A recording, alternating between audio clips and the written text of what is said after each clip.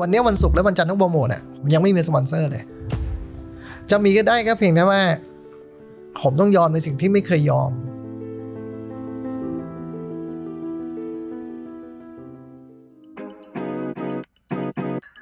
เราจะเป็นชาร์ตที่หน้าตาประหลาดมากผมว่าเต็มไปด้วยเพลงที่คนไม่รู้จักอย่างแรงทำไมคุณมางานแฟสเฟสเด็กแว่นคนนั้นมันตอบว่าเนื่องจากผมเป็นเด็กแนวโหสนามม้านั่งเลิ้งจริงพอเรารู้ว่าเป็นสนามนั่งเลิ้งแล้วมันก็มีคีย์อาร์ตออกมาสวยเลยเป็นแบบคนขี่แผ่นอะไรเงี้ยโอ้ยโคตรสวยเลยแต่แบบ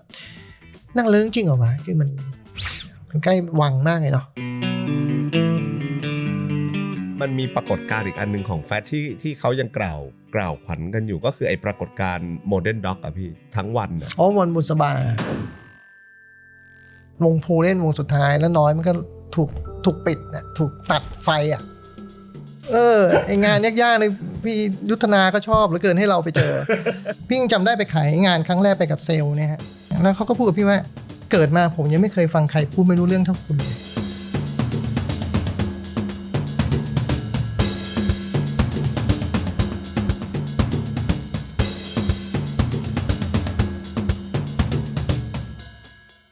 พี่จ่องเนี่ยทำเบื้องหลังเรดิโอตั้งแต่ยุค A-Time เลยใช่อ๋อเหรอครับคือเริ่มแรกคือ A-Time ถ้าวิทยุนะใช่พี่เป็นโปรดิวเซอร์คนแรกของ Green Wave อ๋อเหรอครับไอโครงสร้างรายการที่ทำกันอยู่ทุกวันนี้นั่นแหละซึ่งจนมาถึงทุกวันนี้เขาก็ยังใช้พี่ว่าเขายังใช้คือเดิม Green Wave มันไม่ใช่ขึ้น Easy Listening พี่แหละทำให้มันเป็น Easy Listening เมื่อชาติที่แล้วคือพี่ถ้าถอยไปคือวันที่พี่ไปสมัครงานกับพี่ชอตเนี่ยคือแกก็เรียกสัมภาษณ์ด้วยเหตุผลว่าแบบพี่เป็นเด็กเพิ่งทำงานมา6 เดือน7 เดือนที่หนังสือพิมพ์แล้วก็แบบพี่เต้ก็เรียกไปทำที่นี่แล้วพี่ก็เห็นว่าตำแหน่งมันใหญ่โตเป็นโปรดิวเซอร์ใช่ไหมครับพี่ก็เลยเรียกเงินเดือนแบบให้มันสะสมกับตำแหน่งเขาก็ถามง่ายๆว่าแบบทำไมน้องเพิ่งทำงานมา6 เดือนครับ6 เดือนกว่าเกือบ7แล้วครับครับทำไมเรียกเงินเดือนแพงขนาดนี้เราก็บอกว่าความรับผิดชอบมันเยอะนี่นะความเข้าใจเราคือความรับผิดชอบมันเยอะเนาะครับแล้วก็อย่างมากพี่ก็ไม่ให้ใช่ไหมฮะแต่ผมก็ ผมก็ไปหาที่อื่นทำผมก็มีสิทธิ์จะเรียกแต่ทีนี้เพื่อให้แกไม่รู้สึกว่าแกได้เปรียบมากเกินไปพี่ก็เลยถามกลับว่าแบบคืนนี้พี่ทำไปทำไมคือพี่เห็นโล่อยู่ข้างหลังพี่ชอนเป็นโล่เรียงคือกินเวฟอย่างเดียวเลยอันนี้ทำเอาโล่หรือว่าวันนั้นมันไม่มีคำว่าทำเอากล่องในงั้นผมพูดคำนี้แต่ว่าพี่ทำเอาโล่หรือมันเป็นธุรกิจครับเขาก็บอกว่ามันเป็นธุรกิจบอกว่าถ้าเป็นธุรกิจเนี่ยเราถามได้ไหมว่าเรตติ้งมันเป็นยังไงยอดขายมันเป็นยังไงมันก็แย่ที่สุดในบรรดา4 คลื่นของบริษัทในวันนั้นนะใช่ฮะเรตติ้งแบบ10 กว่า15 16อะไรเงี้ยแล้วก็รายได้ก็ไม่ดีเลยเรียกว่าเลี้ยงไม่ได้หรอกเลี้ยงต้องใช้รายได้จากคลื่นอื่นมาก็เลยบอกว่าถ้าทำธุรกิจมันก็คงต้องมีคนฟังเยอะไหมเพราะเราได้รายได้จากโฆษณาแต่ทีนี้ในความเห็นเราที่ฟังรายการนี้มาสักแป๊บหนึ่งเนี่ยก็เห็นว่าพี่ทำรายการให้คนรักสิ่งแวดล้อมฟังมันมีแต่แบบ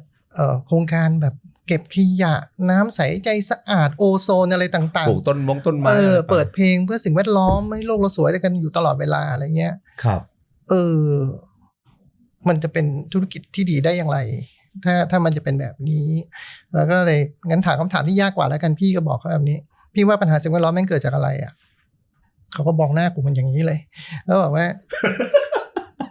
แม่งจะคนส่วนน้อยแม่งเกิดจากคนส่วนน้อยไอเสียที่เป็นเจ้าของโรงงานแม่งมีไม่กี่คนหรอกมันน้อยกว่าคนส่วนใหญ่แต่คนส่วนใหญ่แม่งไม่สนใจนะฮะพี่นั่นคือปัญหาพี่ไปพูดให้คนส่วนน้อยดีอยู่แล้วฟังทำไมพี่ต้องพูดกับคนส่วนใหญ่ที่ไม่สนใจต่างหากดังนั้นรายการนี้มันต้องมีคนฟังเยอะๆมันถึงจะแก้ปัญหาสิ่งแวดล้อมได้จริงมันเลยเกิดการเปลี่ยนคอนเซปต์รายการใหม่อะไรทีเดียววันนั้นคำว่า Easy Listening มันไม่มีเว้ยคือรายการวิทยุมันมีแค่รายการวัยรุ่นอย่าง Hot Wave Radio Vote และอีกทีก็เป็นรายการจราจรกับรายการข่าวถ้าเอา Target เนี่ยมันก็ตัดตรง18ตรงนั้นไม่ไปเริ่ม35เราก็มีความเห็นว่าคนอายุ 18-35 แม่งทำอะไรวะในเมื่อมันฟังวิทยุอยู่มาตั้งแต่13ถึง18แม่งเลิกฟังแล้วรอฟังทีตอนอายุ35หรอก็ไม่ใช่ไม่น่าใช่ป่ะครับหรือมันไม่มีรายการให้คนพวกนี้และคนพวกนี้แม่งทำอะไรมันก็น่าทำงานถ้ามันทำงานมันต้องการอะไรวะมันก็อาจจะต้องการฟังเพลงที่ไม่รบกวนสมาธิมันมากนัก ก็เปิดเพลงเพราะเอาแบบว่าโจทย์คือแบบเปิดเป็นรายการเพลงที่เปิดในแบงค์ได้อ่ะแล้วมันเลยเป็นที่มาของการถมเพลงเพราะลงไปไม่ต้องเป็นเพลงโบกเวกโวยวายเพลงแล้วมันต้องไม่ต้องสิ่งแวดล้อมเอาเพลงเพราะแล้วก็หลอกคนฟังมาเยอะๆก่อนแล้วคุณค่อยๆพูดเรื่องสิ่งแวดล้อมแบบทีละนิดทีละนิดให้มันดูเป็นแบบสีเขียวเข้มๆที่เคยเป็นให้แม่งเป็นสีจางๆหน่อยให้มันกินง่ายหน่อยพูดทั้งหมดเพื่อจะให้เงินเดือนสูงไม่ได้มีอะไรแล้วสุดท้ายพี่ช็อตก็รับแต่ก็ต่ออยู่ก่อนหน้านั้นก่อนที่จะได้สัมภาษณ์กับพี่ช็อตตอนนั้นพี่จ่องทำอะไรอะครับพี่ทำหนังสือพิมพ์อยู่สยามนักสัปดาห์วิจารณ์ซึ่งเป็นหนังสือพิมพ์แบบรายสัปดาห์สักพักหนึ่งแล้วพี่เต้ก็โทรมาชวนว่ามึงมาทำรายการด้วยกันดีกว่าคือตอนนั้นทางกำลังจะตั้งระบบโปรดิวเซอร์ขึ้นมาครับก็ชวนพี่คนนั้นมาเป็นโปรดิวเซอร์ขึ้นนี้เพราะงั้นผมก็ถูกชวนไปเป็นโปรดิวเซอร์ขึ้นกินเวฟนี่แหละอย่างเงี้ยหน้าตาผมจะดูสิ่งแวดล้อมหน่อยตอนสมัยนั้นอะไรเงี้ยเนาะก็ทำอยู่5 ปีโดยที่ไม่ได้ตั้งใจจะแบบเดิมไม่ได้คิดอะไรไม่เคยคิดว่านี่คืองานที่ใช่หรือว่าชีวิตที่ชอบหรือแต่นั่นนี่คืออนาคตของเราไม่ได้คิดอะไรอย่างนั้นอยู่แล้วไม่ใช่มันไม่ใช่แน่นอนอยู่แล้วมันไม่ใช่อยู่แล้วแล้วก็ทำไปด้วยความรู้สึกว่าเดี๋ยวอยากทำให้มันสำเร็จอยากทำให้มันอย่างที่เราคิดไว้มันจะสำเร็จไหมแล้วก็ถึงเวลาหนึ่งก็แยกย้ายกะว่าแค่นั้นซึ่งก็คิดว่าถ้าสำเร็จก็คงสำเร็จอะถ้าพูดกันแบบจริงๆพูดแบบว่าตรงไปตรงมาก็จะบอกขึ้นขาย1,000,000 กว่าบาทดอนพี่เดินออกมันขายเดือนละ25 ล้านพี่ว่าคงโอเคมั้งทำสิ่งที่มันไม่เคยเกิดขึ้นมาก่อนเช่นว่าตอนสมัยยุคนั้นเขาไม่เชื่อว่าคอนเสิร์ตเพลงฟังมันจะมีจริงคอนเสิร์ตมันมีได้แค่คอนเสิร์ตวัยรุ่นถ้าคุณไม่ใช่พี่มอสแล้วก็อย่ามาหวังหรือถ้าคุณไม่ดังแบบพี่เบิร์ดไม่ต้องคุยครับแล้วบอกพี่ผมอยากทำคอนเสิร์ตแบบเบิร์ดกับฮาร์ดว่ะอย่างเงี้ยเขาก็บอกว่าคงทำได้แหละคงคนดูสัก200-300อะไรอย่างงี้มั้งบอกไม่ฮอลล์ที่ใหญ่ที่สุดในประเทศไทยตอนนั้นมันคืออะไรเขาจะทำฮอลล์นั่นแหละแต่ว่าลองทำ600ก็ได้สัก2 รอบดูไหมอะไรเงี้ยเพราะวันขายจริงมันก็แบบแม่งเต็มภายใน10 นาทีอะไรเงี้ยก็เลยแบบต้องย้ายจาก600 M Theater เป็น 3,600 ที่ MAK Hall 2 รอบใจไม่ได้อะไรก็คือว่าอยากให้เขาทำให้เขารู้กันว่ามันทำได้มั้งแบบนี้มันไม่ใช่ทำไม่ได้แต่มันแค่ไม่เคยมีแล้วคอนเสิร์ตเพลงฟังมันไม่ใช่ว่ามันจะมีไม่ได้ทุกวันนี้มันก็กลายเป็นมรดกที่กินวิฟยังทำต่อมาเรียกว่ากินคอนเสิร์ตครับคือฟังพี่จ่องเล่าแบบเนี้ยมันเหมือนฟังเพลินๆเหมือนมันง่ายนะแต่ในเมื่อวันนั้นที่พี่จ่องกำลังเล่าอยู่ว่าโคตรยากแล้วทุกคนก็บอกว่า200 คนพอไหวนะทำไมพี่จ่องถึงแบบมั่นใจว่าเฮ้ยไม่ฮอลล์ใหญ่ที่สุดมันต้องได้อะไรอย่างเงี้ยครับหมายถึงว่ามันมีข้อมูลมันมีความเชื่อมันมี data อะไรเหรอครับพี่จ่องหรือตอนนั้นมันมีคอนเซปต์อะไรครับในการที่แบบแม่งได้เว้ยความยากมันอย่างนี้ก่อนเลยผมอายุ23ในวันนั้นแล้วลูกน้องแก่กว่าทุกคนแล้วแม่งไม่เคยมาจากไหนเลยคือผมว่าถ้าผมสำเร็จได้รางวัลอะไรมาก็อีกเรื่องหนึ่งผมเป็นเด็กทำหนังสือพิมพ์มาซึ่งมันเขาดูเฉิบกว่าคนทำรายการวิทยุอะสลับเขาแล้วทำให้เขาเชื่อถือเราเนี่ยมันก็ไม่ใช่เรื่องง่ายเลยสิ่งที่มันจะทำได้มันก็ต่อเมื่อคือคุณทำอะไรไปทุกๆวันของคุณนี่มันรู้สึกน่าเชื่อถือขึ้นพี่ยังจำได้ไปขายงานครั้งแรกไปกับเซลล์เนี่ยฮะเราก็ขายของที่เราคิดว่าเราคิดอะไรมาแล้วขายว่าเกมในวิทยุจะเป็นอย่างงู้นอย่างนี้อะไรเงี้ยแล้วเขาก็พูดกับพี่ว่าเกิดมาผมยังไม่เคยฟังใครพูดไม่รู้เรื่องเท่าคุณเลยลูกค้าใช่การขายครั้งแรกนี่คือสิ่งที่ผมได้ฟีดแบ็กแต่ว่าจังหวะนั้นก็คือว่าถ้าก้มหน้าแพ้ไปมันก็คงได้แค่แพ้มั้งก็เลยฮึบนิดหนึ่งแล้วสวนกลับไปว่ามีพาร์ทไหนที่พี่ฟังไม่รู้เรื่องครับผมจะยินดีอธิบายใหม่หรือมีอะไรจะแนะนำผมไหมว่าผมอยากจะแบบให้พี่ซื้อผมอ่ะก็ตรงๆแบบนี้เลยผมก็ใหม่จริงๆอ่ะครับผมขายของครั้งแรกเลยไม่รู้ตัวว่าจะต้องมาด้วยเขาบอกให้มาเป็นเพื่อนมันดูไม่ให้เกียรติพี่แล้วกันแต่ว่าเรายังมีโอกาสที่มันจะแก้ให้มันดีขึ้นกว่านี้ไหมครับเนี่ยก็พูดกับแบบนั้นโดย attitude แบบนี้มั้งครับคือแบบว่าเหมือนเราคิดว่าเราต้องพิสูจน์ตัวเองแหละเราเข้าใจด้วยเราจะไม่งอแงหรอกว่าก็เราเป็นใครก็ไม่รู้เด็กก็เด็กแล้วมึงมาแบบเปลี่ยนคลื่นที่เขาทำมา2 ปีดีเจทุกคนแอนตี้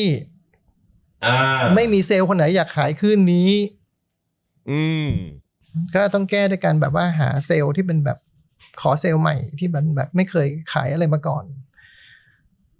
ยิ่งยากเข้าไปใหญ่ป่ะพี่จ๋อง แต่ก็ยังดีมันไม่รู้ว่าอะไรหวาน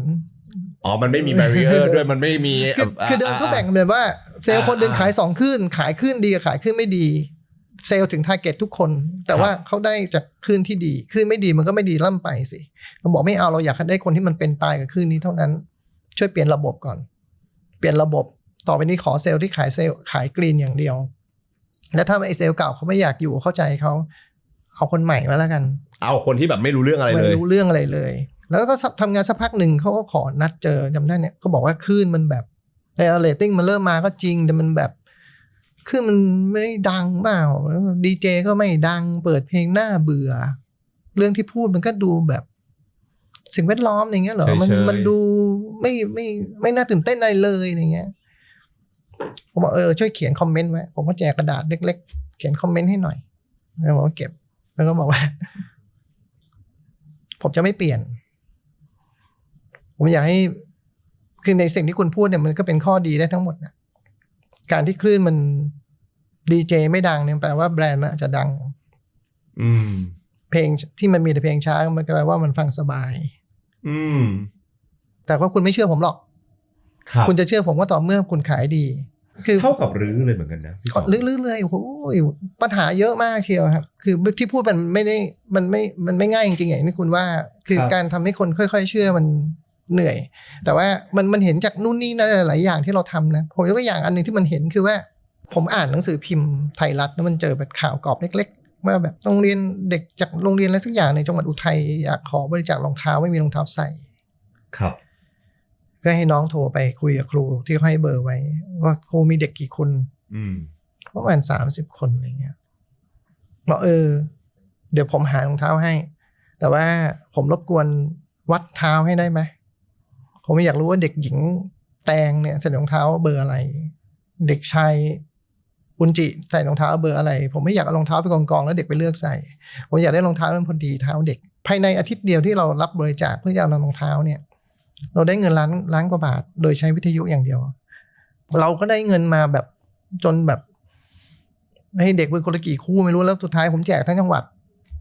ครับมันก็คงพิสูจน์ว่าเรามีคนฟังเยอะพอแล้วคลื่นก็คงมีอิทธิพลอะไรมากพอเราทำคอนเสิร์ตใหญ่ได้อย่างที่มันไม่เคยมีอะไรเงี้ยครับก็สิ่งนี้ต่างหากที่จะทำให้เขาขายได้ดีคือถ้าเขาเชื่อมันผ่านไปปีหนึ่งก็เนี่ยมันก็ขึ้นมาจากที่เราขายเดือนละ1-2 ล้านก็กลายเป็นแบบ10 กว่าล้าน20 ล้านไอ้วันนั้นผมก็ขอนัดเจอเซลล์ทุกคนแล้วเก็บกระดาษที่เก็บไว้ปีหนึ่งแจกคืนไปไอเพลงหน้าเบื่ออะไรทั้งหลายแหละคอมเมนต์ทั้งหลายแหละบอกว่ามันมีอะไรเปลี่ยนวะมันยังเป็นเพลงขึ้นที่แบบดีเจไม่ดังเพลงหน้าเบื่อกิจกรรมพูดเรื่องที่แบบไม่แคชชี่ไม่น่าสนุกสนานเหมือนเดิมเลยที่มันเปลี่ยนไปคือพวกมึงนะฮะที่แบบว่าก้มหน้าก้มตาทำงานแล้วมันเลยประสบความสำเร็จมันแค่นี้เองแต่อยู่กับเอทามอยู่กับกรีนเวฟมา5 ปีแล้วตอนแฟตมันเกิดอะไรขึ้นพี่เราก็ออกจากเอทามกันด้วยแบบพี่เต้ก็อยากออกแล้วพี่เต้ก็บอกพี่ไว้หลายปีแล้วแหละว่าแบบว่าเดี๋ยวว่าเราออกด้วยกันเนาะแล้วเราก็คิดว่าก็งงนิดหน่อยทำไมถ้าพี่อยากออกแล้วผมทำไมต้องออกด้วยแต่ว่าถ้าเลือกสุพรรณเนาะก็พี่เรียกผมมาผมก็ไปพร้อมพี่ได้เพราะเราก็อยากออกอยู่แล้วเราอยากจะไปเรียนหนังที่รัสเซียของเราอยู่แล้วครับพอถึงตรงนึงไอ้ความคิดอยากออกจากเอทามกันมันก็มันเกิดเป็นกลุ่มก้อนพี่ว่ามันเป็นเรื่องธรรมดาของแบบคนเวลาทุกข์แล้วมันทุกข์ด้วยกันได้อะพอพี่จ๋องผมใช้คำว่าเชนกรีนเวฟมาแล้วพอมันเริ่มอยู่ตัวมันเริ่มเข้าที่มันเริ่มดูโอเคอะไรจ็อบดันไงมันเสร็จแล้วครับไอ้ความคิดอยากออกมันเป็นกลุ่มก้อนแล้วมันก็เลยเกิดการแบบ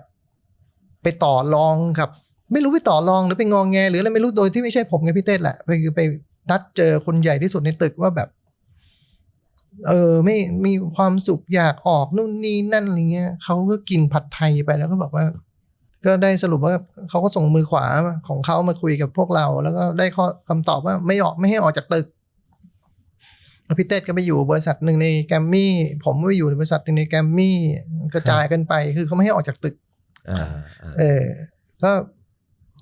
ก็เลยไปอยู่ค่ายเพลงกัน อืม แต่พี่เต้ยังจัดรายการอยู่นะผมว่าอ้าวออกไม่จริงดีกว่าแต่กู แต่พี่จ่องไปแล้ว กูออกจริงดีกว่าอะไรวะไม่เป็นไรอยู่ค่ายเพลงก็อยู่ไป ครับ ก็ไปอยู่ด้วยกันแบบว่าไปของานไม่ต้องรับผิดชอบอะไรเลยได้ไหมรับผิดชอบมาเยอะแล้วชีวิต ของานแบบไม่มีลูกน้องไม่รับผิดชอบลอยขอมีหัวหน้าคือพี่คนเดียวงานอย่างนี้มีไหมครับเขาก็มองหน้าหน่อยแล้วก็ลองมีก็ได้ไหมลองดูเดี๋ยวว่ามีหน้าที่แบบว่าก็เข้าประชุมกับเขาเวลาที่เขาต้องประชุมไม่ว่าจะเรื่องอะไรแล้วก็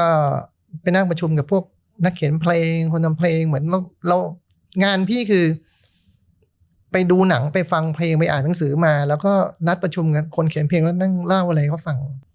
ก็ดูเป็นงานที่มันเหมือนแบบตรงโจทย์ที่เราอยากได้เลยคือแบบไม่ต้องรับผิดชอบว่างเดินไปดูหนังอะไรได้ทั้งวันอะไรเงี้ยเราเองต่างหากไม่ชอบสิ่งนี้เราชอบรับผิดชอบนี่หว่ามันได้ทำทั้งสองแล้วไงจริงๆเราชอบการรับผิดชอบกว่านี้เราอยากทำอะไรที่มันจับต้องได้มากกว่านี้มั้งอะไรเงี้ยก็เลยลากันไปนั่นแหละจังหวะนั้นไม่นานพี่เต้ก็บอกเฮ้ยไปทำขึ้นใหม่ดีกว่า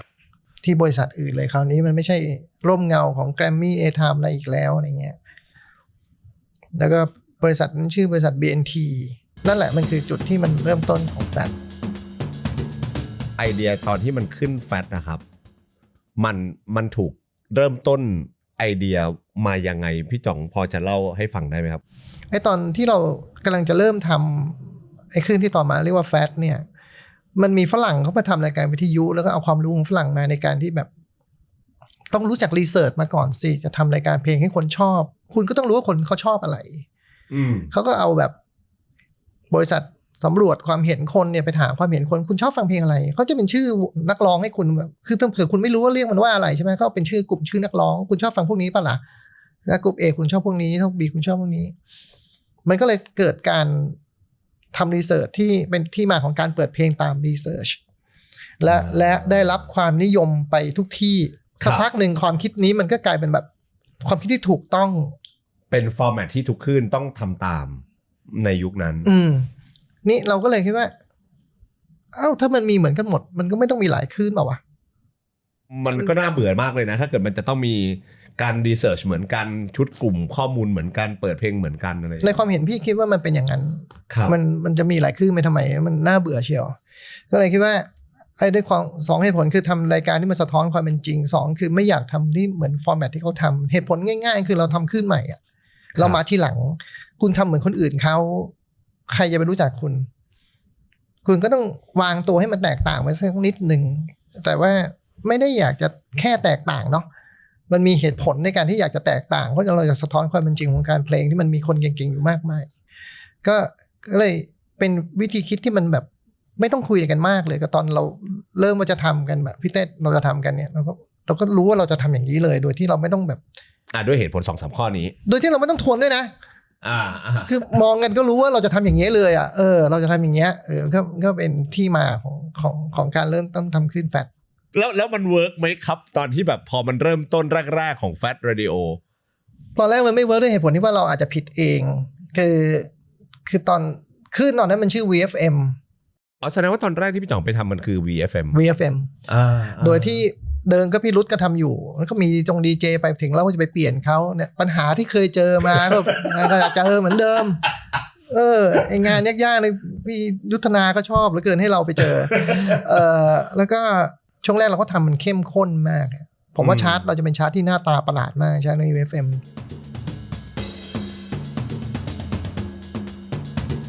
ผมว่าเต็มไปด้วยเพลงที่คนไม่รู้จักอย่างแรงแล้วแบบเพลงก็เป็นแนวโหดๆหน่อยพอในเวลาต่อมาอีกไม่กี่เดือนเราก็พบว่าหรือมันโหดไปมันเราทำกันอยู่เนี่ยเราทำรายการเพลงป๊อปไม่ใช่หรอเราอยากจะบอกโลกนี่ว่าป๊อปมันป๊อปได้ตั้งหลายอย่างแต่ที่เราเปิดอยู่มันอาจจะไม่ป๊อปพอเปล่าวะเราจะผิดเองนะมือหนักไปหน่อยไหมมันเป็นยาแล้วมันไม่ใช่เครื่องดื่มที่มันอร่อยครับก็เลยขี้คลายมันทำให้มันแบบ หลวมขึ้นสักนิดนึงเอาล่ะไอ้ที่มันป๊อปแบบป๊อปอย่างที่เขาเปิดกันทุกคืนเราไม่ต้องไปเปิดหรอกแต่มันมีป๊อปตั้งเยอะแยะที่มันไม่ได้ป๊อปอย่างนั้นบริษัทเบนทีมันก็แยกตัวกลายเป็นคลิกก็เลยมาที่คลิกเลยก็บอกว่าไม่ต้องวงไม่ต้องวีแล้วมั้งเราตั้งชื่อใหม่เถอะเอาแบบว่าให้มันแบบเหมาะสมกับการเปลี่ยนดิเรกชันเล็กน้อยของเราครับแล้วก็เลยได้ชื่อขึ้นว่าแฟตขึ้นมาจากการที่เราก็ให้ครีเอทีฟไปคิด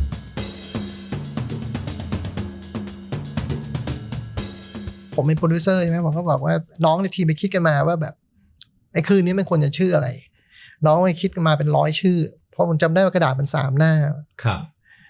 ในชื่อแฟนมันเป็นชื่อแรกแล้ว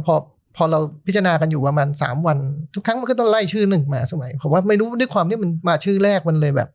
มันซ้ำมันหลอกลวงมันหลอกเราหรือเปล่าชื่อเนี้ยดีเราต้องการชื่อที่แบบว่าไม่มีความหมายอะไรเป็นพิเศษฟังแล้วจำได้แล้วกันเอาฟังแล้วจำได้เป็นหลักไม่ต้องไปลึกซึ้งหรือมีความหมายอะไรเลยแต่พอชอบชื่อแฟตกันแล้วเราค่อยไปคิดต่อพี่เต้ไปคิดสโลแกนว่าโตมันก็คือแบบไม่เหมือนคนอื่นเขาไม่ได้วัยรุ่นจ๋าๆแบบนั้นนะมันโตหน่อยนึงแต่ว่ามันยังมันอยู่นี่พี่เต้ก็พยายามคิดให้มันลึกขึ้นคำว่าโตมันหมายถึงวัยรุ่นที่โตขึ้นมาหน่อยแล้วยังมีความมันอยู่โตแถวนี้หน่อยอะไรเงี้ยแต่ก็แบบซึ่งนี้มันคิดทีหลังไม่ได้คิดก่อน มันพอดีการเติบโตของ small room ด้วยเนาะใช่พอๆกันมันก็เลยมีแบบเพลงใหม่ๆแปลกๆหรือแบบเป็นซาวด์ที่มันเป็นซาวด์คือผมถือว่ามันเป็นคลื่นลูกที่2ลูกที่3ก็ได้หลังจากคลื่นแกรมมี่มันดังแล้วมันคลื่นเบเกอรี่เหมือนคลื่น small room มันแฟตมันก็มาแล้วพอมันแบบพอมีคลื่น small room แล้วมันก็มีวงหรือมีค่ายอะไรที่อย่างนี้ก็ทำได้นี่หว่ามันก็ตามกันมาครับมันก็เลยแบบเราก็เลยเหมือนมีวัตถุดิบในการเล่นเพลงได้เยอะขึ้นดังนั้นเนี่ยเลยคิดว่าเราทำมีเดียเรา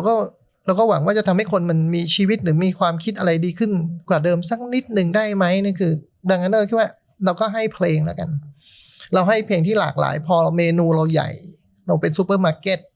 แล้วคุณไปเลือกชอบเอาแล้วคุณไปเลือกชอบคือพี่อยากบอกวัยรุ่นไทยว่าไม่ต้องรีบร้อนในตัวของตัวเองเนาะจนกว่าคุณจะเห็นเยอะพออ่ะแต่นั่นหมายถึงว่าเป้าหมายจริงๆของตอนนั้นที่พี่จ๋องกับพี่เต้จะทำแฟตขึ้นมาเนี่ยมันมองไปถึงเรื่องพวกนี้เลยไม่ได้มองไปถึงหรอกครับแต่ว่า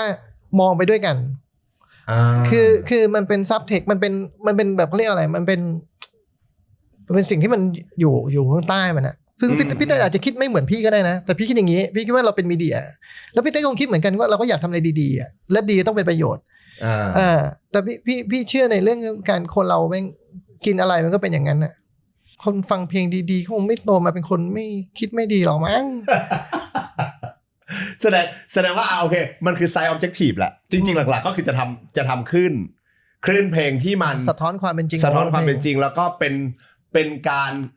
alternative ให้กับคนฟังให้คุณเลือกสิ่งที่มันเป็นตัวคุณเทสของคุณจริงๆโดยที่ไม่ได้สนใจการ research เหล่านั้นไม่สนใจ mainstream เหล่านั้นไม่ได้แอนตี้ด้วยนะแต่ไม่สนใจแต่ถ้าเกิดเพลงเหล่านั้นมันดีก็มาเปิดอยู่ดีใช่คือถ้าก็เราเปิดเพลงป๊อปนี่นะเราเปิดเพลงป๊อปเราไม่ใช่ขึ้นแบบเปิดเพลงอาร์ตอะไรเราเปิดเพลงป๊อปนี่อะไรเงี้ยแต่ว่าท้ายที่สุดความคิดมันดูว่าเป็นแบบนั้นน่ะท้ายที่สุดแล้วพอจะหยิบมาใช้จริงๆบางทีมันก็ยากมันคือวันนั้นพี่ได้พูดคำว่าเราเปิดเพลงป๊อปที่ดีกับเพลงดีที่ป๊อปใช่ผมก็จะถามคำนี้แหละซึ่งในเวลาต่อมาเราคำนี้แม่งก็หลอกนะมันเป็นคำแบบคำมันสวยอะทำไมไม่จริงเหรอวะ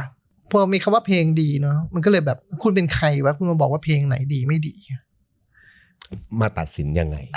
คุณเป็นใครวะผมบอกผมก็เป็นพวกผมนี่แหละ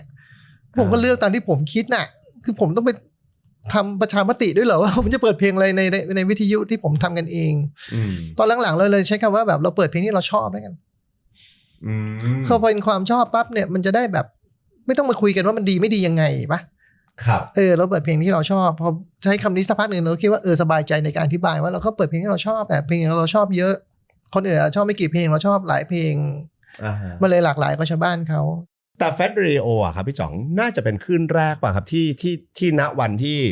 เรดิโอยังมีชาร์ตอยู่หมายถึงคลื่นวิทยุยังมีชาร์ตแฟตเรดิโอน่าจะเป็นคลื่นแรกที่ทำ40 อันดับป่ะผมไม่แน่ใจอันนี้ผมอยากทราบ ไม่แน่ใจเหมือนกันว่าคนอื่นเขาทำยังไง เพราะว่าผมจำได้ว่าอย่าง Hot Wave จะมี20ครับคลื่นอื่นก็จะมี20ประมาณเนี้ย Virgin ก็20มั้งถ้าจำไม่ผิดแต่จำได้ว่าตอนที่ Fat Top 40 what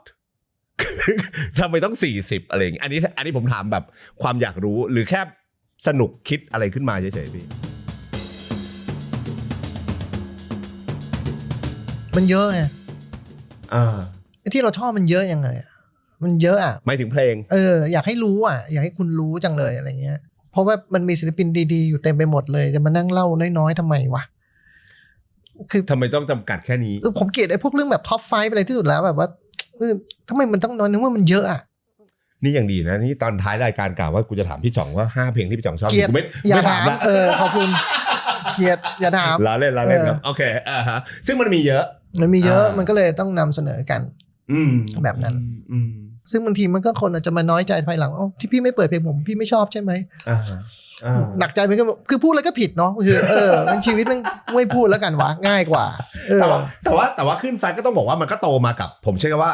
มันก็โตมากับเทรนด์ของดนตรีที่มันมีความหลากหลายในยุคนั้นพอดีเหมือนกันนะครับเหมือนที่พี่จ่องบอกว่า small room ก็กำลังเติบโตมาพร้อมกันด้วยกันมันก็จะมียุคที่มันเป็นเขาเรียกอะไร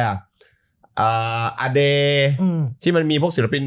ใดๆแต่ในขณะที่พี่จ่องกำลังบอกว่าFat Radio เนี่ยคือการเปิดเพลงป๊อปถูกไหมพี่ป๊อปในแบบของพี่แต่ในขณะเดียวกันผมในฐานะที่เป็นเด็กที่ฟังแฟตเราจะรู้สึกว่าคำที่เราได้ยินกับแฟตมาตลอดอะเปิดเพลงอินดี้สำหรับเด็กแนวเว้ยโอเค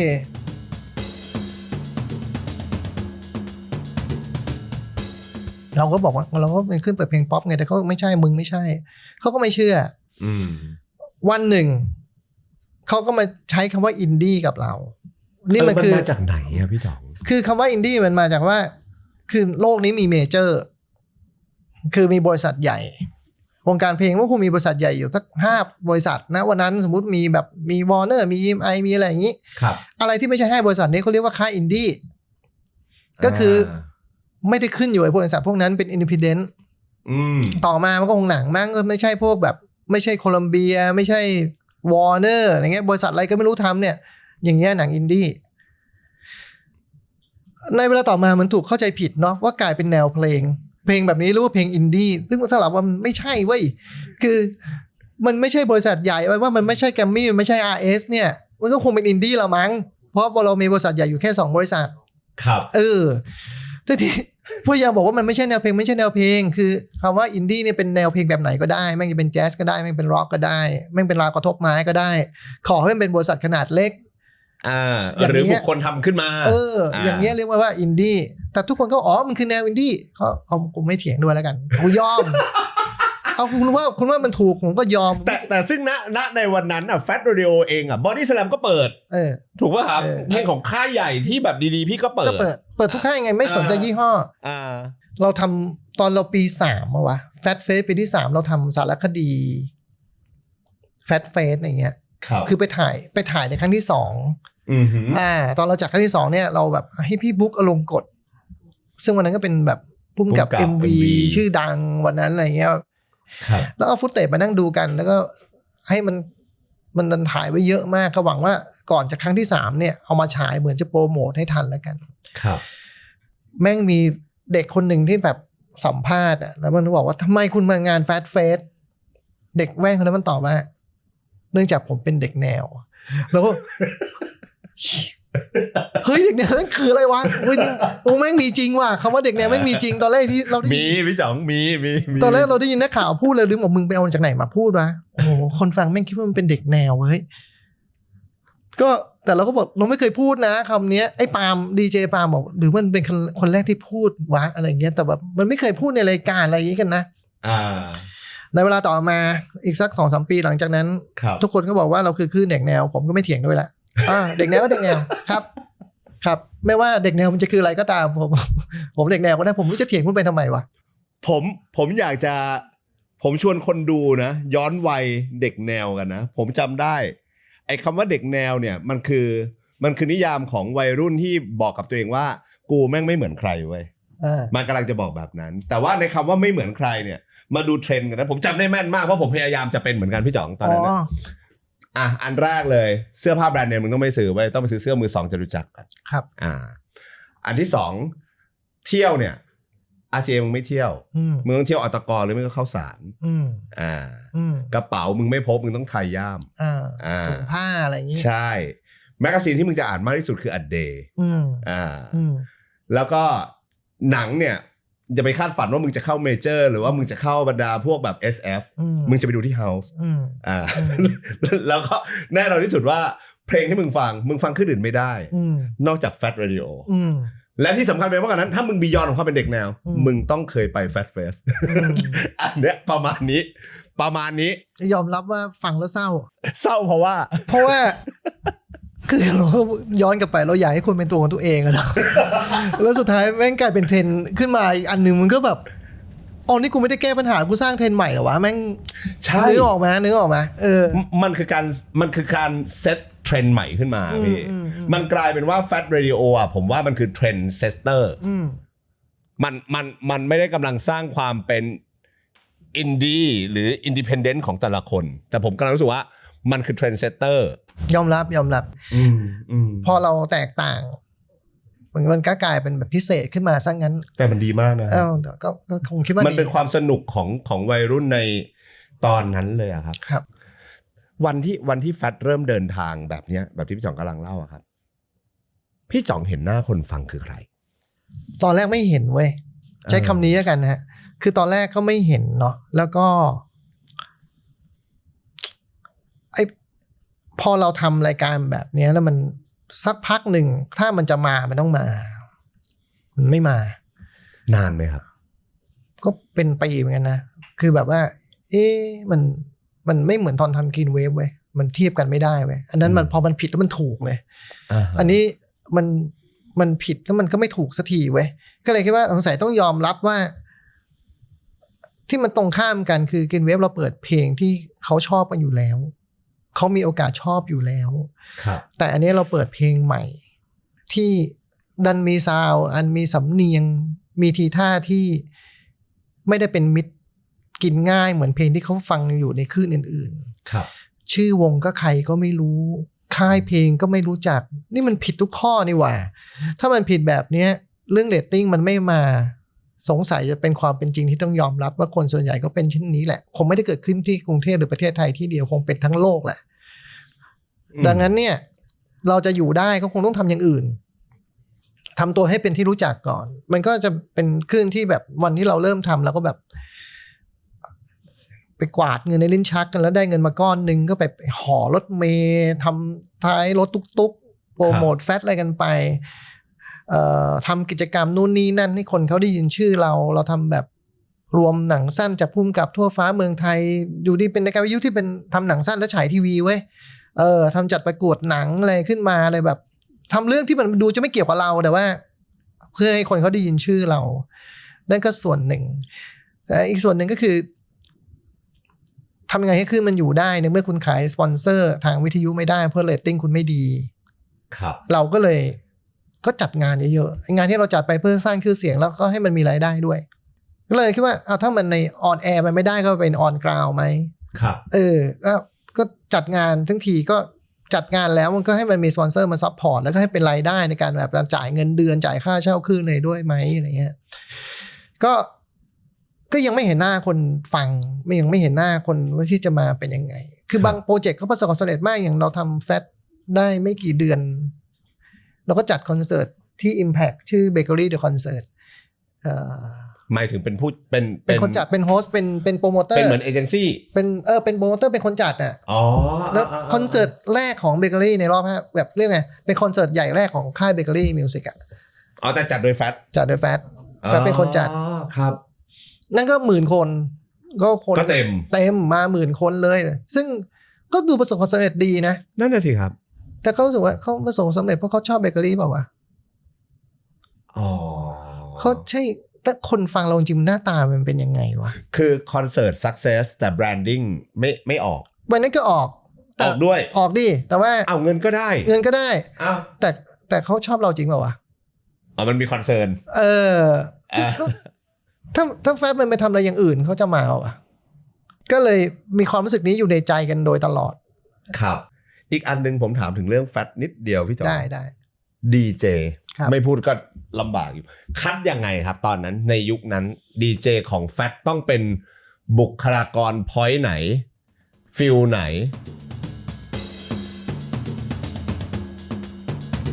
ถ้าเลือกได้เราก็อยากได้แบบ คนที่แบบเพอร์เฟกต์อะ หล่อ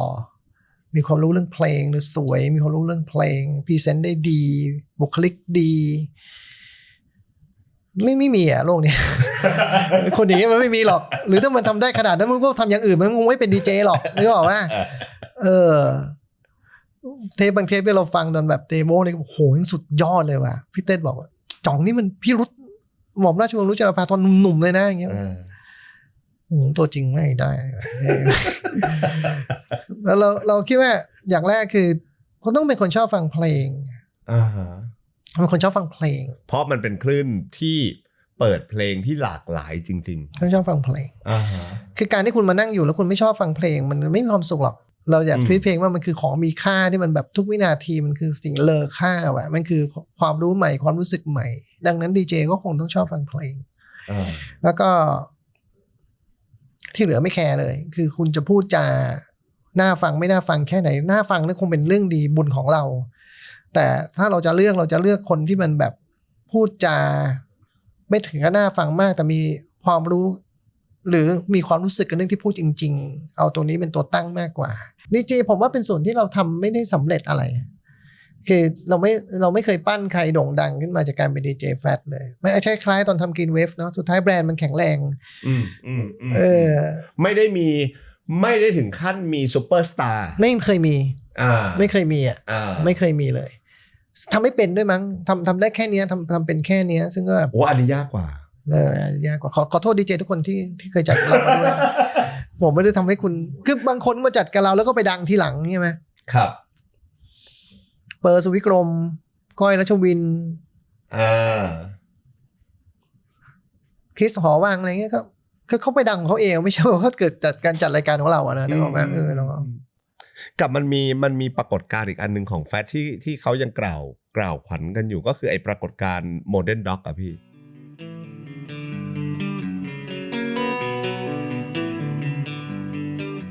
วันบุษบาวันบุษบามันคืออะไรอะครับพี่จ๋องคือตอนนั้นพี่ไม่อยู่แล้วนะเอาจริงๆแล้วพี่ทำแฟตได้จนถึงแบบ3 ปีกว่ามันจำไม่ได้เอาแบบว่าเสร็จแฟตเฟสครั้งที่3ได้อีกสัก6 เดือนก็พี่ก็ออกซึ่งก็เหมือนเดิมเรื่องเหมือนเล่าแล้วก็กลายเป็นเรื่องเดิมพี่เต้ก็มาชวนออกคือพี่ไม่อยู่แฟตประมาณช่วง3 ปีช่วงประมาณ3 ปีที่คุณถามเรื่องบุษบาเนี่ยมันเป็นช่วงที่มันเกิดขึ้นตอนช่วงพี่ไม่อยู่แต่ว่าพี่จำได้เพราะว่าคือ6 เดือนประมาณหลังจาก6 เดือนพี่เต้กลับไปก็บอกพี่เต้เขาว่าแม่งฟังยากไหมวะไม่ถึงคลื่น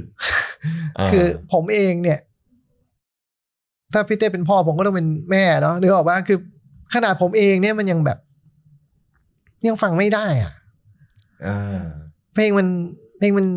ไม่เป็นมิตรไปหน่อยไหมอะไรเงี้ยแล้วก็พอช่วงจะเป็นมิตรก็เป็นมิตรคืออยู่ดีเขาก็ไปทำช่วงแบบเพลงโคตรป๊อปขึ้นมาครับเปิดเพลงแบบที่ชาวบ้านเขาเปิดกันแล้วมันเหมือนน้ำกับน้ำมันมันเข้ากันไม่ได้แล้วเราอยากเป็นใครกันแน่วะถึงตรงนึงเขาก็เลยแบบจะกลับมาเป็นตัวเองคือกลับมาเปิดเพลงป๊อปที่ดีเพลงดีที่ป๊อปเลิกซ้ายสุดขวาสุดแล้วมันเข้ากันไม่ได้เขาเลยล้างขึ้นด้วยการเปิดเพลงบุษบาวันเดนด็อกเพลงเดียววัดทั้งวัน1 วันเต็มเพื่อเป็นเอาง่ายๆมันคือวันล้างคลื่นคือการวันล้างคลื่นแล้วฉันกลับมาเหมือนก็สื่อสารมันทำนองว่าฉันกลับมาเป็นตัวเองอะไรเงี้ยแบบกลับมาเป็นในแนวทางที่เราจะเป็นอะไรอย่างเงี้ยซึ่งถ้าพูดตรงไปตรงมาพี่บอกใครบังคับให้ไม่เป็นวะ คือนึกออกปะคือไปทำอะไรอยู่ที่ผ่านมาที่ผมยังคอมเมนต์เลยคุณไปทำอะไรอยู่มันเป็นไปได้ไหมครับว่าระหว่างทางเราอาจจะหลงทางด้วยอาจจะแบบด้วยคอมเมนต์ลูกค้าโน่นนี่นั่นเป็นไปได้ เป็นไปได้ ก็เลยบอกยินดีด้วย ว่าจะกลับมาเป็นตัวเองแล้วใช่ไหมยินดีด้วยหาทางกลับบ้านเจอแล้วยินดีด้วยมันก็เลยคือเขาเปิดเพลงมุสบาเพิ่งจริงๆแล้วโมเดิร์นด็อกอาจจะเป็นตัวแทนความคิดของแบบวงโมเดิร์นด็อกสะท้อนความเป็นตัวเองไหมงานทำอะไรที่ตัวเองอยากทำแตกต่างแฟตคงอยากจะบอกว่าฉันจะเป็นสิ่งนั้นก็เลยเปิดเพลงนี้เพื่อจะล้างคืน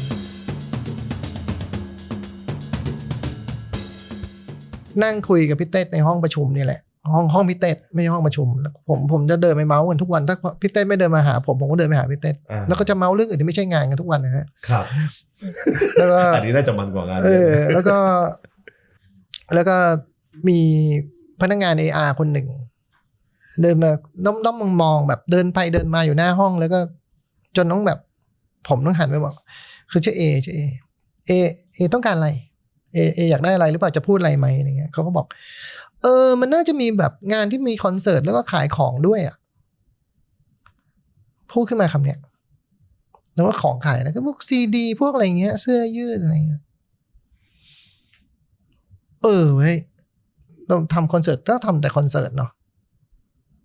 ถ้าทำคอนเสิร์ตแล้วมันมีแฟร์ด้วยนี่มันจะเป็นยังไงเนาะมันก็คืองานกาชาดเปล่าวะแต่ว่ามันคืออะไรวะมันเป็นที่มาของงานที่ชื่อว่าแฟตเฟสจะได้ความคิดที่แบบที่เอมาพูดลอยๆพล่อยๆไว้นั่นน่ะมันเราก็ช้อนมาคิดต่อว่าถ้ามันมีหลายๆเวทีล่ะครับแล้วก็มีนู่นมีนี่เนี่ยมีซีดีมาขายมีเทปมาขายเอาหนังสั้นมาฉายด้วยไหมอย่างนี้มันจะเป็นเทศกาลอะไรสักอย่างไหมวะอะไรเงี้ยก่อนหน้านี้เทศกาลดนตรีประเทศไทยผมว่าไม่มีผมเคยไปครั้งเดียวอาจจะเคยมีอย่างน้อย1ครั้งก่อนหน้าแฟตก็คืองานเทศกาลบันเทิงคดี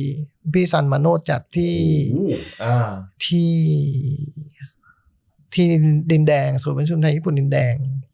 มันก็เป็นเนี่ยเวทีหลายๆเวทีแล้วมีของขายแล้วก็น่าจะมีครั้งเดียวเลยมั้งปีนั้นเป็นโชว์แรกของ Modern Dog นะจะไม่ผิดตอนนั้นนะครับครับเราก็แล้วเรากลับมาทำงานแบบนี้ในนามแฟตชื่อแฟตเฟสมาอย่างรวดเร็วมากแล้วเลยก็แบบว่านี่แหละมั้งจะเป็นโอกาสในการที่เราจะได้เห็นหน้าตาคนฟังเราจริงๆว่าเขาเป็นใครเนาะหน้าตาเป็นยังไงก็ซึ่งก็ไปจัดที่ไหนดีในเวลาที่แบบว่าผมจำได้เวลาที่มันเหมือนงวดแล้วว่าต้องสรุปว่าที่ไหนผมก็พูดมั่วๆไปว่าจัดที่โรงพยาบาลยาสูบนี่แหละโดยที่เรารู้จักโรงงานยาสูบแล้วจากการที่เราเคยเอามาจัดงานตอนนั้นเราทำโชว์เล็กๆเดือนละครั้งเรียกว่าเล็กชิ้นสดแล้วเราเคยทำเล็กชิ้นสดที่เป็นแบบเอาโอซีเปียมาเล่นแล้วเราก็ทำที่โรงงานยาสูบเนี่ยแปลว่าเราเคยไปเซอร์เวย์มาแล้วเรารู้ capacity มันเป็นอย่างไรตอนพี่เต้ถามว่าจัดที่ไหนดีตรงลงมันใกล้แล้วนะเราก็พูดไปมั่วซั่วโรงงานยาสูบนี่แหละถ้าพูดตามคุณก็บอกมันแนวดีแล้วตอนนี้ไม่รู้ว่าตอนนั้นไม่รู้พูดว่าอะไรไปข้างหนึ่งก็เป็นวัดอีกข้างหนึ่งก็เป็นสุสานอยู่บนถนนเจริญกรุงเป็นโรงงานยาสูบเก่ามันก็คือแบบเขาไม่เก็บยาสูบแล้วเป็นอาคารร้างทำที่นี่แหละแล้วทีนี้ก็ให้มันมีเวที2เวทีอยู่ข้างบนชั้นล่างแล้วตึกมันก็เก่าๆไม่มีแอร์แล้วก็มีโชว์ประมาณวันละ10โชว์แล้วก็มีโรงหนังแล้วก็มีหนังสือทำมือมีหนังสือทำมือมีเทปมาขายมีซีดีมาขายเดย์โปรโมทครั้งแรกตั้งแต่งานนี้ก็เลยเป็นงานแรกที่เราได้เห็นหน้าตาคนเราแต่ว่าเพื่อทำยังไงเพื่อไม่ให้มันดูแบบใครก็ได้เข้าคือไม่เรื่องขายบัตรไม่คิดอยู่แล้วเพราะว่างานแบบนี้มันคืองานอะไรที่บายใครไปยังไม่รู้เรื่องเลยเนี่ยคุณขายบัตรคงขายไม่ได้มั้งเลยแบบงานปีแรกเราต้องฟรีโดยที่ฟรียังไงเพื่อให้มันไม่ฟรีเกินไปถ้ามันฟรีเกินไปเดี๋ยวจะไม่ได้คนฟังนะมันจะกลายเป็นมั่วซั่วไปหมดก็เลยแบบมันก็ต้องแจกบัตรอะไรสักอย่างด้วยวิธีอะไรสักอย่างให้คนจะเดินมาก็ต้องมีบัตรแต่บัตรนั้นมันฟรีแต่ต้องรับมาจากเราหรือด้วยวิธีการอะไรที่เราฝากไปแจกตามที่คนที่เรามั่นใจว่าทาร์เก็ตน่าจะใช่และจะใกล้กันโดยที่ก็เป็นโชว์แรกของศิลปินหลายคนกู๊ฟไรเดอร์เล่นครั้งแรกบุรินยังเขินอายระดับร้องเพลงนี่หันหลังให้เวทีตลอดเวลาพี่บุ๊คเคยเล่าให้ผมฟังพี่บุ๊คเคยเล่าให้ผมหันหลังเราเห็นแต่หน้ามันเป็นไงวะคนนี้ผมว่า ซึ่งตอนนั้นคือแบบ fresh เลย โชว์แรกเลย ต้องมีเสียงไอ้นพพรชำนิร้องเป็นเงาเสียงตอนนั้นต้องเรียกว่าเงาเสียงอยู่ตลอดว่าไอ้บุได้หันหลังแล้วก็มีโชว์ดีๆอย่างแบบพี่โอทีเล่นกีตาร์แล้วโจพอสร้องอะไรเงี้ยนะก็เป็นบรรยากาศที่ดีแล้วก็การขายสปอนเซอร์ปีแรกก็ยากเย็นผมอยากจะถามพี่จองเหมือนกันว่าเนี่ยพอมันเป็นอีเวนต์แรกเฟสแรกอะไรอย่างเงี้ยแถมคลื่นเราก็ไม่ได้เรตติ้งขนาดนั้นพอไปวิ่งขายลูกค้าอะไรที่ทำให้ลูกค้า believe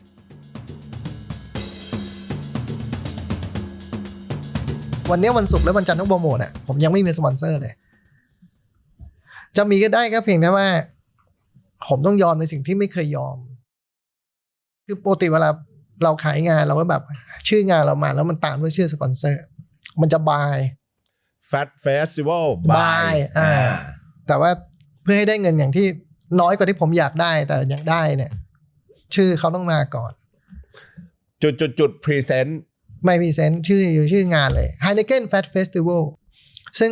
สำคัญไหมครับสำหรับก็แค่หลักการเราคือถ้าชื่อสปอนเซอร์มันมากับชื่องานเดี๋ยววันหนึ่งสปอนเซอร์คนนี้ไม่อยู่แล้วมันจะยังไงล่ะมันจะขายคนอื่นยากเนาะครับเหมือนกับคุณเขารู้ว่าคุณแต่งงานกับคนนี้แล้วอ่ะคุณจะแต่งงานใหม่บางทีมันก็ไม่ง่ายเนาะเพราะคุณดันงานแต่งคุณดังทั่วประเทศไปหน่อยอ่ะครับ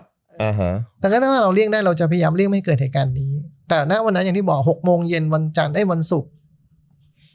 ก็ต้องยอมแล้วมั้งเพราะว่ามันคือโอกาสที่จะทำให้คนเข้าใจคือถ้าสปอนเซอร์มางานนี้มันก็ได้จัดแล้วมันก็จะมีโอกาสทำให้คนเข้าใจมันแล้วมันจะไปต่อได้ก็เลยก็เราก็ยินดีพอคิดแบบนั้นปุ๊บก็กลายเป็นยินดีได้แทนมาเลยครับ Heineken Fat Fest ไม่มีปัญหามันชอบจังเลยชื่อนี้มันอยู่สีมันสวยแต่ว่าปีหน้าเดี๋ยวดูปีนี้กันก่อนแล้วถ้างานมันประสบความสำเร็จเราก็เพิ่มเงินหน่อยไหมเฟสนี้ป่ะครับที่ทำให้ Fat Radio น่าจะเริ่มขยายฐานขยายความฮิตคืออัตราความเจริญเติบโตของมันก็แบบเป็นเท่าตัวตลอดนี่คือว่าครั้งที่2เราไปจัดที่ Imperial World ลาดพร้าวห้าง Imperial ลาดพร้าวที่วันนี้เป็น Big C อ่ะนะใช่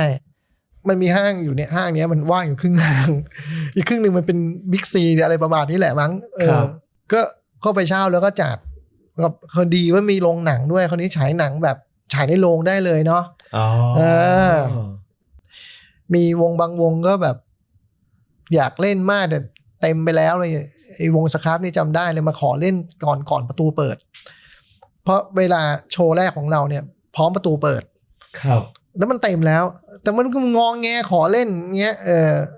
ให้มึงเล่นก่อนประตูเปิดมึงก็เล่นไว้หมายถึงเล่นก่อนประตูเปิดคือเล่นแต่คนดูยังไม่เข้ามาเอาแล้วเล่นเพื่อก็อยากเล่นอ่ะเอาก็เอาแย้งไม่ได้ก็คนก็มากขึ้นพี่ว่าครั้งที่2ก็คนก็สัก 20,000 โอ้เท่าตัวสัก 20,000 ครับแล้วครั้งที่3เรามาจัดที่สวนสยามเนี่ยก็คนมาวันละ 40,000 วันละอันนี้พี่รู้จำนวนค่อนข้างเป๊ะกว่าครั้งที่2ครั้งที่1ที่2พี่ยังประมาณเอานะแต่ครั้งที่3เนี่ยพี่รู้เป๊ะๆเพราะว่าเรายังเป็นงานที่เราแจกบัตรอยู่ก็จริงแต่ว่าเมื่อเข้ามาแล้วมันก็ต้องมีการเขาเรียกว่าทำตำหนิคือใช้ตุ๊ดตู่เจาะครับพี่นั่งนับเองทั้งถุงนั่นนะพี่นับเองว่ามันมีกี่อันนะวันแรกพี่ได้ 44,000 ครับวันที่2พี่ได้ประมาณเนี่ย 40,000 พอถึง 40,000 พี่ก็เลิกนับแล้วจบก็แปลว่ามันมีคนมาวันละ 40,000 คนถ้ารวม2วันถ้ามันมาไม่ซ้ำก็คือ 80,000 คนแล้วก็ถึงตรงนั้นพี่ว่าคงดังแล้วล่ะมากครับก็คงดังแล้วแหละเราก็ไม่รู้หรอกการทำเฟสติวัลมันนำมาซึ่งผมใช้คำว่าแอคทิวิตี้อื่นๆอีกเพียบเลยป่ะครับของแฟตหรือจริงๆพวกแฟตมันมาก่อนเราทำก่อนใช่ไหมทุกอย่างเราทำก่อนแฟตเฟสทั้งนั้นอ่ะแฟตดูเหมือนจะเป็นฟินาเล่มันเหมือนจะเป็นลูกจบมากกว่ามันเหมือนจะเป็นแบบเรารวมทุกอย่างที่เราทำมาอยู่ในงานเดียวอย่างนี้มากกว่ามั้งพี่ว่านะตอนแฟตเฟสครั้งที่4นี่พี่จ่องยังไปช่วยอยู่ถูกไหมใช่คือพี่ไปช่วยอีเวนต์คือไปช่วยอีเวนต์คือไปช่วยสั้นๆช่วยเบาๆด้วยนะคือแบบ เหมือนจะไปช่วยเขาดูภาพรวมดูโชว์อะไรสักหน่อยอะไรเงี้ยพี่จำได้ว่าคือพี่ทำงานด้วยกันแบบไปก่อนหน้างานแค่2 วัน 2 วันเนี่ยคือพี่ไม่ได้มีหน้าที่อะไรเป็นเรื่องเวลาขนาดนั้นอ่ะทีนี้พอไปถึงก็เห็นว่าโหสนามม้านั่งเลิ้งจริงพอเรารู้ว่าเป็นสนามนั่งเลิ้งแล้วมันก็มีคีย์อาร์ตออกมาสวยเลยเป็นแบบคนขี่แผ่นอะไรเงี้ยโอ้ยโคตรสวยเลยแต่แบบนั่งเลิ้งจริงเหรอวะคือมันใกล้วังมากเลยเนาะครับแล้วก็มันใหญ่มากเลยนะ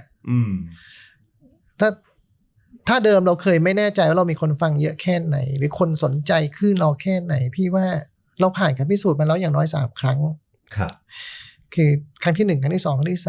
3วันละ 40,000 คนนี่ผมว่ามหาศาลน้อยกว่านี้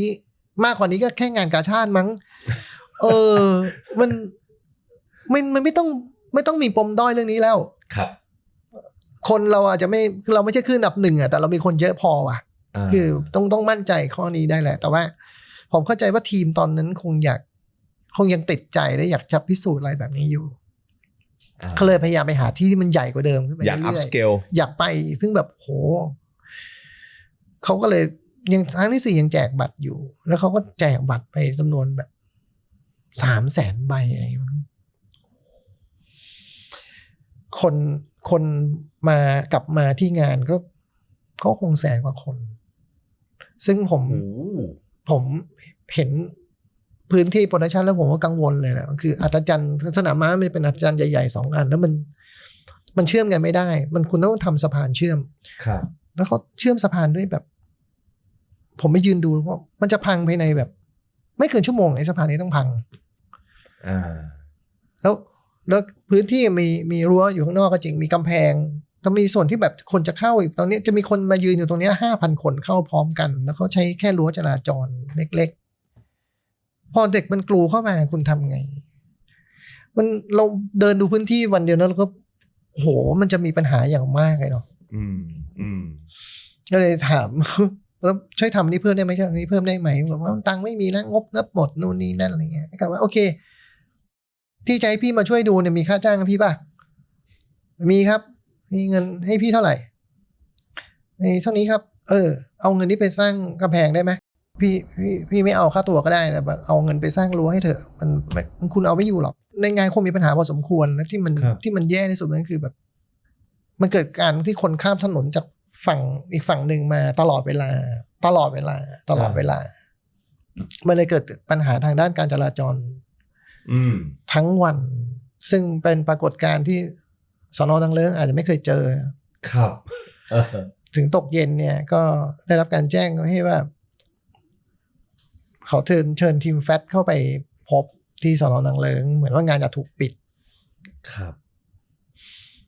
ก็เดาไม่ยากนะพี่เต้บอกให้มึงไปให้หน่อยว้าวงานง่ายไม่เคยได้อยู่แล้วโอเคเขาไปนั่งฟังตำรวจด่าอยู่ครับฟังไปอยู่สักพักหนึ่งก็เอาแหละขอโทษทุกอย่างแต่ทำยังไงให้งานมันไปต่อก็ต้องต่อรองคือสั่งเลิกเลยปิดเลยตอนนี้ผมว่าคนเป็นแสนในนั้นจลาจลแน่ไม่ดีนะไม่ดีก็เลยแบบเราต้องเลิกเร็วกว่าเดิมยอมได้เดี๋ยวตัดเพลงตรงนั้นตรงนี้กันครับเบียร์ห้ามขายพอเริ่มไปทำก็วันแรกก็ผ่านไปวันแล้วก็นั่งประชุมกันแก้ปัญหานู่นนี่นั่นอะไรอย่างที่มันมีปัญหามันก็เยอะจริงๆพอวันที่2เนี่ยปรากฏว่าทำไปได้สักพักหนึ่งเขาอยากปิดงานเร็วกว่าที่เราตกลงเวลากันไว้โชว์มันยังไม่จบแล้วคราวนี้มันเลยเกิดซีนที่เป็นแบบมันที่คนอาจจะชอบกันนั่นคือแบบวงพูเล่นวงสุดท้ายแล้วน้อยมันก็ถูกปิดนะถูกตัดไฟน้อยมันเลยร้องเพลงด้วยแบบไม่มีไมค์ร้องกับอากาศแล้วคนก็ร้องเพลงทุกสิ่งด้วยกันที่เพราะที่สุดในเวอร์ชันหนึ่งโดยที่ไม่มีระบบขยายเสียงทุกคนมีน้อยกับคนดูร้องด้วยกันแม้ก็เป็นซีนที่แบบว่าสุดยอดแต่ถ้าเลือกได้ก็มีไมค์ดีกว่าก็ขอโชว์เต็มโชว์ดีกว่าการที่มันสุดยอดแบบนั้นก็แปลว่าเรามีปัญหาจนถึงระดับนั้นน่ะ งานเราถูกสั่งเลิกอ่ะใช่ไหมเราถึง ครับ ไม่ต้องไปเจอซีนนั้นนั่นคือครั้งที่ 4แล้วประเด็นผมว่าด้วย learning อันนี้มั้งคือแบบว่าที่เราพูดแล้วก็ไม่มีใครฟังเราอ่ะว่าไม่ต้องไปรวมด้อยแล้วเธออะไรเงี้ยเขาก็คิดกันได้แล้วมั้งว่าแบบ ครับ ไม่ต้องเยอะละเอาคุณภาพบ้างดีกว่าเขาเลยเริ่มขายบัตรครั้งแรกในครั้งที่ 5 อ๋อนี่คือเหตุผล ครับ อ่า แต่เขาก็นำไปจัดกันที่แดนเนลมิด อ่า ซึ่งก็ท่ามกลางบ้านเรือนโรงเรียน คอนโดสถานีตำรวจ ถูกต้องครับซึ่งพี่ก็ไม่เกี่ยวอะไรแล้วจริงๆคราวเนี้ยช่วยงานพี่ยังไม่ช่วยเลยแต่ว่าวันเซตอัพเนี่ยก็แวะไปดูกันหน่อยนะ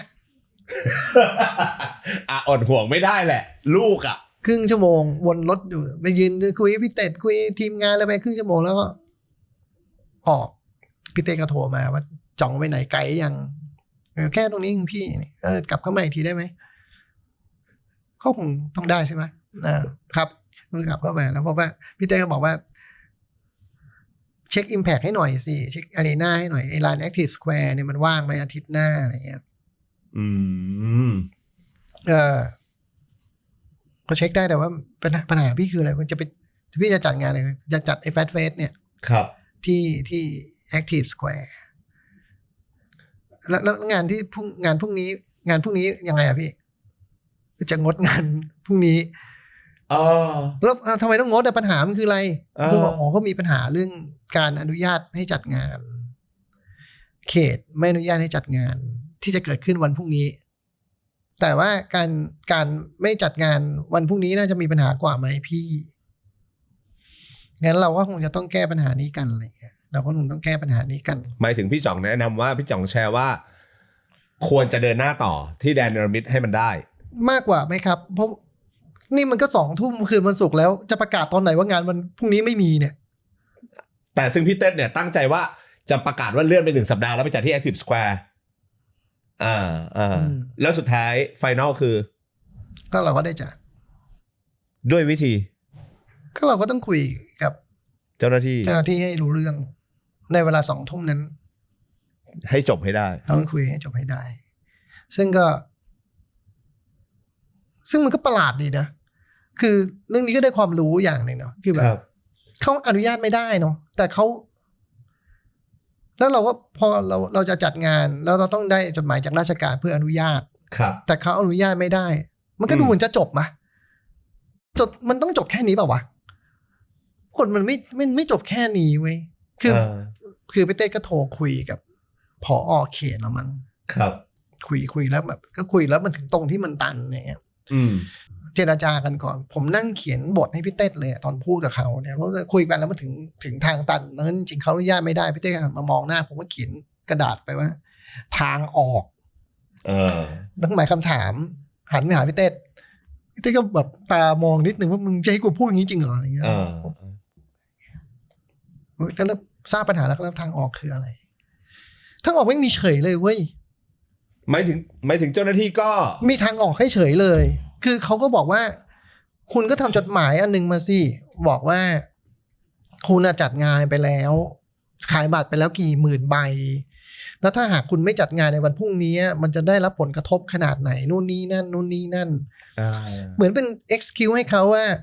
เขาก็ไม่ได้เต็มใจให้มึงจัดงานนี้นะแต่พิจารณาดูแล้วเนี่ยมันอาจจะเป็นความผลเสียมากกว่าที่งานนี้ไม่เกิดครับเขาต้องการแค่ใบนี้เองคือเขาไม่สามารถอนุญาตตามเนื้อผ้าได้ว่ามึงจะมาจัดงานแบบนี้อย่างนี้อนุญาตไม่ได้แต่เขาเห็นในความเดือดร้อนของมึงได้และเขาจะอนุโลมมึงได้แต่อย่างน้อยมันก็เป็นเรียกอะไรว่าเป็นยันให้เขาว่าแบบถ้ามันมีปัญหาขึ้นมาจริงๆผมมีใบนี้นะแล้วผมพิจารณาด้วยมนุษยธรรมอะไรอย่างเงี้ยคือครับโอ้แม่งแค่นี้เองเหรอวะก็ผมก็เลยให้ทำจดหมายกันแล้วเช้าวันรุ่งขึ้นผมกับพี่เต้ต้องไปเขตผมที่ไม่ได้ทำงานอยู่ที่นั่นนะต้องไปเขตไปนั่งรอเจอแล้วเขาจะจดหมายกับยืนยันกลับมาว่าผมจำคำไม่ได้แต่ถ้าพูดเป็นภาษาคนนี่คือไม่เต็มใจให้จัดงานแต่มึงจัดก็ได้เนี่ย1 ใบเอา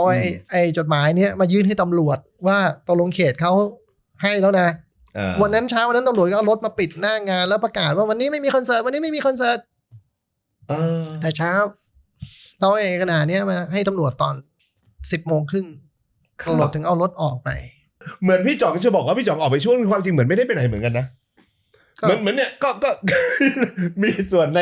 ในทุกๆโมเมนต์มันก็เหมือนแฟตเรดิโอก็น่าจะเหมือนไปได้ดีแล้วนะหมายถึงว่ามันน่าจะโอเคชื่อเสียงมาคนดูมาเริ่มมีสปอนเซอร์เข้าใจเรตติ้งมีทุกอย่างแล้วอยู่ๆมันเลิกทำไมมันเกิดการยุติของแฟตเรดิโอและนำไปสู่แคทเรดิโอได้ยังไง